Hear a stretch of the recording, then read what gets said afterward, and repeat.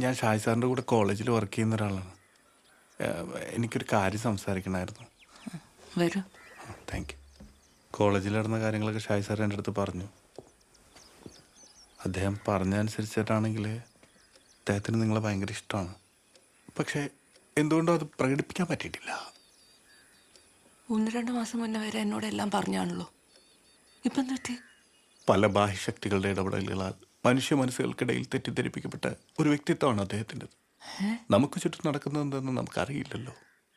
ജോലിയിലെ പ്രശ്നം, കോളേജിലെ പ്രശ്നം, ഞങ്ങൾക്ക് കുട്ടികളില്ലാത്തതിൻ്റെ വിഷമം, ഇതൊക്കെ തന്നെയല്ലേ?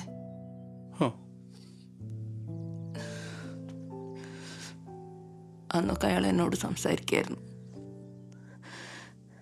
നമ്മളോട് സംസാരിക്കുന്ന ആളോട് ഒപ്പമുണ്ട്, ഒറ്റയ്ക്കല്ല എന്നൊക്കെ ഉറപ്പ് കൊടുക്കായിരുന്നു. എന്തൊക്കെ വന്നാലും പിരിയില്ല എന്നൊരു വിശ്വാസം ഉണ്ടായിരുന്നു. ഇപ്പം അതും തീർന്നു. ഒരു കുഞ്ഞ് ഞങ്ങളുടെ 2 പേരുടെ സ്വപ്നമായിരുന്നു. 2 പേരും ഒരുപോലെ ആഗ്രഹിച്ചു തന്നെയാ. എന്നിട്ട് ഞാൻ അയാളോട് നല്ലത് പറഞ്ഞപ്പോൾ എന്താ എന്നോട് പറഞ്ഞതെന്നറിയോ? ഈ കുട്ടി അയാളുടെ അല്ല എന്ന്. ഇത് ഞാൻ എങ്ങനെ?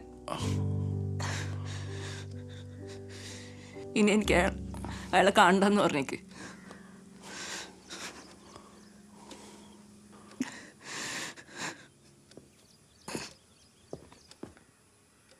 ശോഭ, എന്നോട് ക്ഷമിക്കൂ. ഞാനാ നിന്റെ ഷാജി.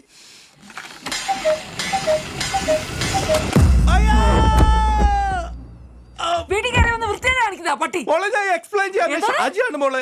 ഞാൻ ഇതെല്ലാം സോൾവ് ചെയ്തോളാം. ഒരു കളി കളിച്ചാൽ തീരാവുന്ന പ്രശ്നം നമുക്ക്.